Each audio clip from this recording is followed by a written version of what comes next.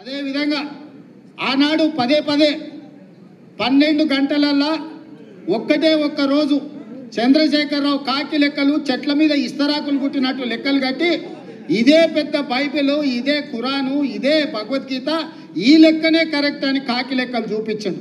నేను ఆ కాకి లెక్కలకు ఒకటే చెప్పదలుచుకున్నా. మా దామాన్ని ఇక్కడనే ఉన్నాడు. ఎస్సీ ఉపకులాలు 59 మంది. ఇన్నేళ్ళ నుంచి ఆ లెక్క కరెక్ట్గా ఉంది. కానీ కాకి లెక్కల కేసీఆర్ చేసిన సమగ్ర కుటుంబ సర్వేలో ఎస్సీ ఉపకులాలు 82 కులాలు అని తేల్చాడు. ప్రభుత్వం దగ్గర అధికారికంగా డేటా ఉంది, డాక్యుమెంట్ ఉంది. మా దామన్న కాగితం తీసుకొని చూపించాలి.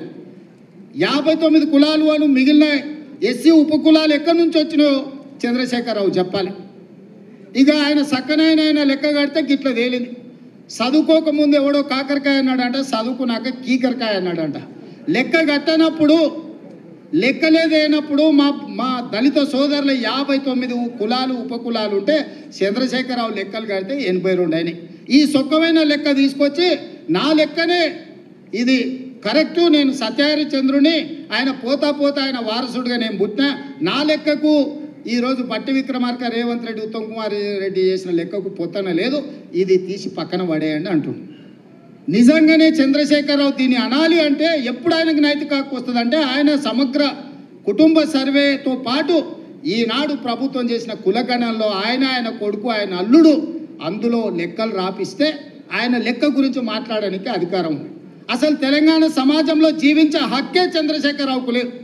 ఈ సమాజంలో ఉన్న ప్రజల అందరి లెక్క కట్టి అధికారికంగా ప్రభుత్వం చేసిన లెక్క ఇది ప్రైవేట్గా రేవంత్ రెడ్డి, బట్టి విక్రమార్కను, ఉత్తమ్ కుమార్ రెడ్డి గారు వ్యక్తులుగా చేసిన లెక్క కాదు. ఇది ప్రభుత్వం లెక్క, అధికారిక లెక్క. ఈరోజు లెక్క పక్కాగా ఉండాలని ఇల్లు తిరిగి ప్రతి 150 కుటుంబాలకు ఒక ఎన్రోలర్ను పెట్టి రోజుకి 8 నుంచి 10 కుటుంబాల లెక్కనే తేల్చి ఈరోజు స్పష్టంగా 3,54,00,000 పైచిలకు ఈరోజు లెక్క తేల్చినాం. వీళ్ళందరూ వాళ్ళ సమాచారాన్ని ఇచ్చిన వాళ్ళు, వాళ్ళందరూ జనజీవన స్రవంతిలో ఉన్నోళ్ళు. ఇప్పుడు 16 లక్షల పైగా జనాభా జనజీవన స్రవంతిలో లేరు. అందులో ముందు వరుసలో చంద్రశేఖరరావు, ఆ తర్వాత తారక రామారావు, ఆ తర్వాత హరీష్ రావు, ఆ తర్వాత పోచంపల్లి నిన్నమన్న గ్యాంబ్లింగ్ చేసిన పోచంపల్లి శ్రీనివాసరెడ్డి, గ్యాంబ్లర్స్ అందరూ అందులోనే ఉన్నారు. ఈ గ్యాంబ్లర్స్కి ఇష్టం లేదు. ఎందుకంటే వాళ్ళ లెక్క తెలుస్తుంది. వాళ్ళ లెక్క తెలిస్తే పోయిన మంత్రివర్గంలో 4 ఆయింటోళ్ళు ఎట్లున్నారని మీరంతా మా బలైన వర్గాల సోదరులు అడుగుతారు, కడుగుతారు, వంగబెట్టి దంచుతారని లెక్క తెలియదని కుట్ర చేస్తుండ్రు. ఇక మా దాంట్లో మా అమాయక సోదరులు 75 ఏళ్ళ తర్వాత ఒక లెక్క పక్కాగా మనం చేస్తే దాన్ని అర్థం చేసుకోకుండా ఈ లెక్క తప్పు అని అంటారు. ఈ లెక్క తప్పు అంటే మళ్ళీ మొదటికి వస్తుంది. అంటే ఇక మీ జీవితంలో ఈ లెక్క రావద్దని చంద్రశేఖరరావు ఏదైతే కుట్ర చేస్తుండో మీరు కూడా తెలియకుండానే ఆ కుట్రకు సహకరిస్తారు. నేను ఇవాళ వేదిక మీద నుంచి ఛాలెంజ్ చేస్తున్నా. ఎవరైతే 8 పేజీల లెక్కలో వివరాలు ఇచ్చి సంతకాలు పెట్టారో ఏ దాంట్లో కూడా ఒక్క తప్పు లేదు. ప్రతి కాలం వాళ్ళు రాసిచ్చిందే మా వాళ్ళు రాసుకున్నారు, వాళ్ళు సంతకం పెట్టింది ప్రభుత్వం దగ్గర ఉంది. మేము రాసుకోలే ఈ లెక్కలు, వాళ్ళు రాసి సంతకం పెట్టిన లెక్కనే మేము సేకరించినాం.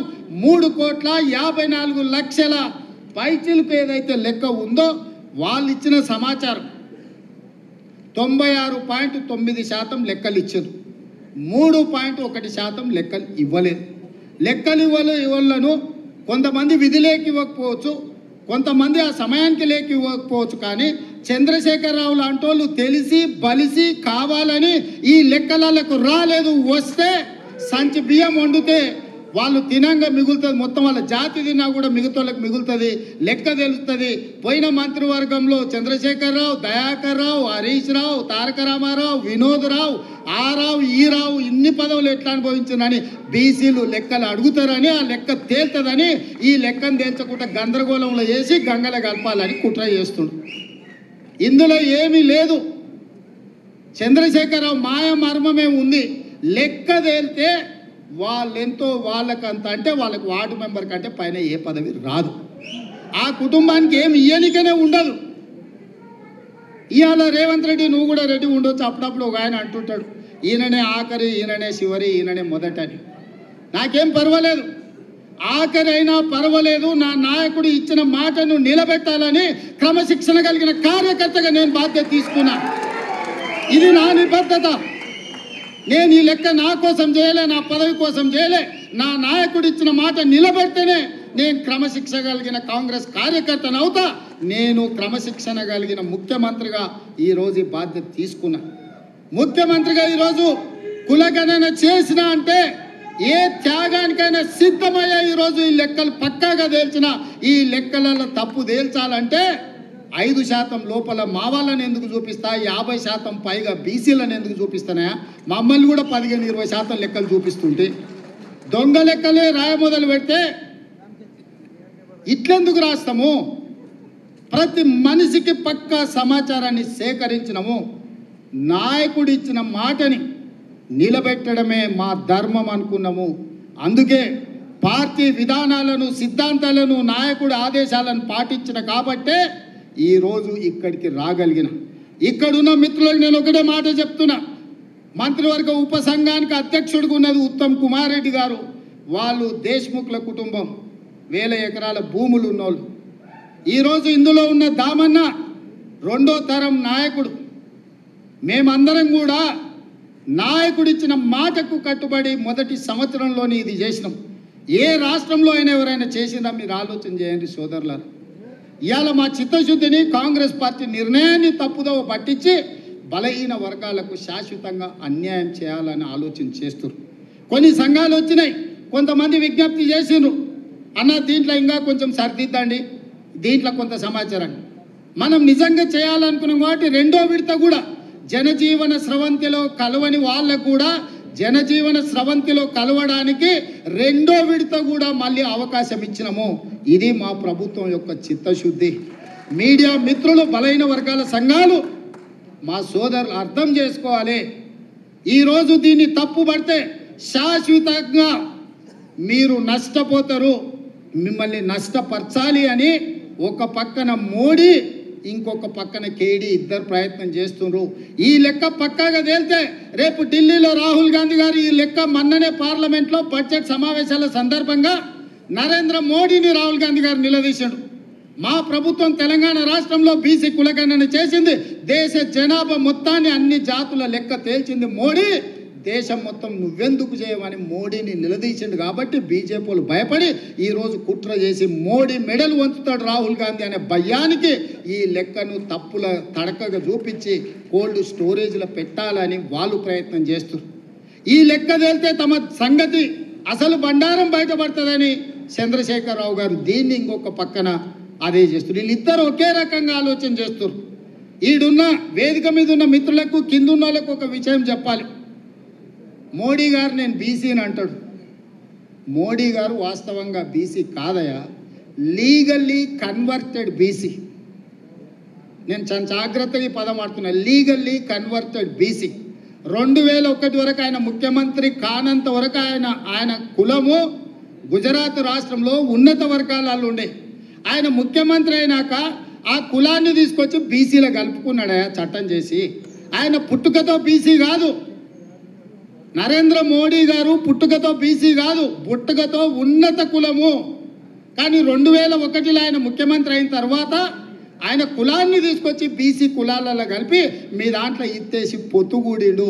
ఇక మీ ఇష్టం, ఆ పైన మీ ఇష్టం. ఆయన కుర్చీలో నేను బీసీని ఉన్నా కదా మీకు అందరికి ఎందుకు అంటుండు. ఆయన సర్టిఫికెట్ ఈరోజు బీసీ ఉండొచ్చు, కానీ మనస్తత్వం మాత్రము బీసీల వ్యతిరేక మనస్తత్వం. బీసీ ప్రధానమంత్రి అయితే 2021లో జనాభా లెక్కలు ఎందుకు చేయలేదు, జనాభా లెక్కలలో బీసీ కులాల లెక్కెందుకు తేల్చలేదు. ఇవాళ 2025లో బీసీ లెక్కలుగా మొత్తం జనాభా లెక్కలు కడతాం అంటుండు. నేను ఈ వేదిక మీద నుంచి డిమాండ్ చేస్తున్నా నరేంద్ర మోడీ గారిని, రేపు చేయబోయే జనాభా లెక్కలల్లో బీసీ కులాల జనాభాను కూడా జనాభా లెక్కలలోనే చేర్చి నీకు చిత్తశుద్ధి ఉంటే లెక్క కట్టు, లెక్క తేల్చు. ఇవాళ మేము చేసింది తప్పు అంటున్నారు కదా. తెలంగాణ రాష్ట్రంలో కూడా కేంద్ర ప్రభుత్వం కులగణన చేసినప్పుడు, మొత్తం జనగణన చేసినప్పుడు జనగణనలో కులగణన చెయ్యి, ఇల్లు తిరుగు లెక్కలు రాయి, ఆ లెక్క తీసుకొచ్చి ముందల పెట్టి కాంగ్రెస్ పార్టీ రాహుల్ గాంధీ గారు చేసిన లెక్క ఇది, నరేంద్ర మోడీ చేసిన లెక్క ఇది అని రెండింటిని పక్కన పెట్టి చూపించు. బలహీన వర్గాలది ఇప్పటి వరకు లెక్కనే చేయలేదు మిత్రమా. లెక్కలు ఎవరు కూడలేదు, లెక్క ఎవరు కట్టలేదు. లెక్క కట్టండి లెక్కలు తీసుకొచ్చి చూపించి ఈ లెక్క ఇట్లుంది, ఈ లెక్క తప్పు ఉంది అని అంటే ఇక మరి చదువుకున్న మా బలైన వర్గాల మేధావులు ఆలోచన చేయాలి, ఆ జాతికి నాయకత్వం వహించే వాళ్ళు చేయాలి. మమ్మల్ని ఈరోజు తప్పు పడితే ఈ తప్పు మాకు కాదు మీకే నష్టం. ఈ లెక్కలు పక్కాగా తేల్చినాం. ఇవాళ 56.33% బలైన వర్గాల లెక్క తేలింది ఏబిసిడి ఈ కేటగిరీ కింద. రేపు ఏడికైనా ఏ కోర్టు దగ్గరికైనా వెళ్ళి మీ రిజర్వేషన్లు పెంచుకోవాలంటే ఇది లెక్క ఉంది తెలంగాణ రాష్ట్రంలో, స్థానిక సంస్థలలో లెక్క తెల్చండి అని సుప్రీంకోర్టు ముందర పోయి నిలబడవచ్చు. ఇవాళ ఎంత మనం 42% ఇస్తామన్నాం, ఇవాళ జనాభా లెక్క 56.33% తేలింది. పక్కా లెక్క తీసుకెళ్ళి సుప్రీంకోర్టు ముందర పెడితే కోర్టు కూడా ఈరోజు అభ్యంతరం పెట్టడానికి లేదు. ఇవాళ చట్టాన్ని సవరించాల్సిన ఒత్తిడి కేంద్ర ప్రభుత్వం మీద ఉంటుంది. అదేవిధంగా వర్గీకరణ గురించి మా పెద్దలు దామానే చెప్తాడు. చాలా ఏళ్ళ నుంచి పిల్లలు ప్రాణాలు పోయినాయి, చాలా ఏళ్ళ నుంచి వాళ్ళు జీవితంలో ఇది తప్ప ఇంకో ఆశయం లేకుండా వేలాది లక్షలాది మంది పిల్లలు కొట్లాడి దానికి శాశ్వత పరిష్కారం చూపించాలని దానికి కూడా ఉత్తమ్ కుమార్ రెడ్డి గారి నేతృత్వంలోనే మాదిగ ఉపకులాల ఎస్సీ కేటగరైజేషన్ విషయంలో కూడా నిర్ణయం తీసుకోవాలనుకున్నాడు. పెద్దలు మోత్పల్లి నరసింహులు గారు ఉన్నారు. నాకు తెలిసి పెళ్లి కాకముందే ఆయన యూనివర్సిటీ నుంచి ఎమ్మెల్యే అయ్యాడు. నాకు తెలిసి ఆ రోజు నుంచి ఈ రోజు వరకు ఈ సమస్యను ఏదో పరిష్కారం చూపించాలని చాలా ఏళ్ళ నుంచి చేస్తుండే. ఇవాళ శాశ్వతంగా పరిష్కారం చూపించినాం. మొత్తం 15% ఎస్సీ రిజర్వేషన్లో 9.75% మాదిగ ఉపకులాలకు వస్తే 5.25% మాల ఉపకులాలకు వచ్చింది.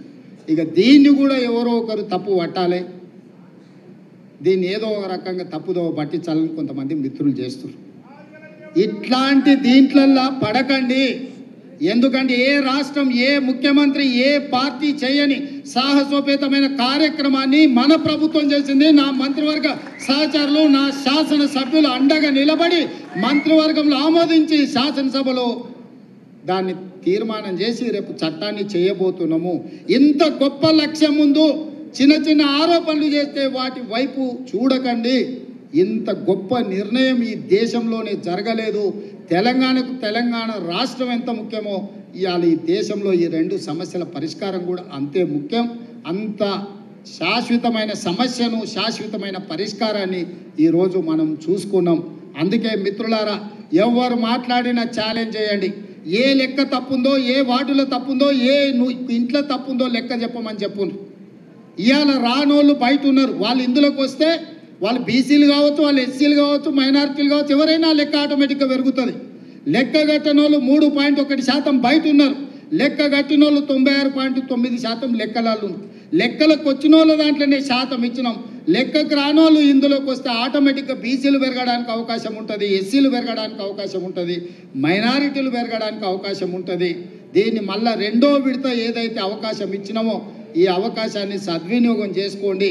జనజీవన స్రవంతిలో కలవండి అని చెప్పండి. మా బలైన వర్గాల సోదరులకు, సంఘాలకు నేను విజ్ఞప్తి చేస్తున్నా.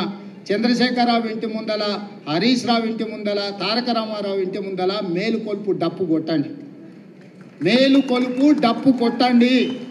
వాళ్ళు లెక్కలకు రాకుంటున్నంత కాలం ఈ లెక్క తప్పు అని చెప్తారు. వాళ్ళని లైన్లో నించోబెట్టి లెక్కలకు తీసుకురండి, లెక్క కట్టండి. అప్పుడు లెక్క పూర్తిగా తేలుతుంది. లేకపోతే సామాజిక బహిష్కరణ అనే శిక్ష విధించండి వాళ్ళకు. ఇవాళ ఈ బలైన వర్గాల ఈ జనాభా లెక్కలల్లో కేసీఆర్ కుటుంబం నమోదు చేయించుకోకపోతే సామాజిక బహిష్కరణనే వాళ్ళకు శిక్ష. ఆ సామాజిక బహిష్కరణ చేయడానికి మీరు అందరు సిద్ధమా? అన్న వాళ్ళు గట్టిగా చెప్పండి, సప్పట్లు కొట్టి చెప్పండి. ఈ కులగణన సర్వేలో పాల్గొనకపోతే, వివరాలు అందించకపోతే తెలంగాణ సమాజం నుంచి చంద్రశేఖరరావును, తారక రామారావును, హరీష్ రావును సామాజిక బహిష్కరణ చేయాలని ఈ సమావేశంలో నేను తీర్మానం ప్రవేశపెడుతున్నా. మీరు పెద్ద ఎత్తున సప్పట్లు కొట్టి ఆమోదించండి.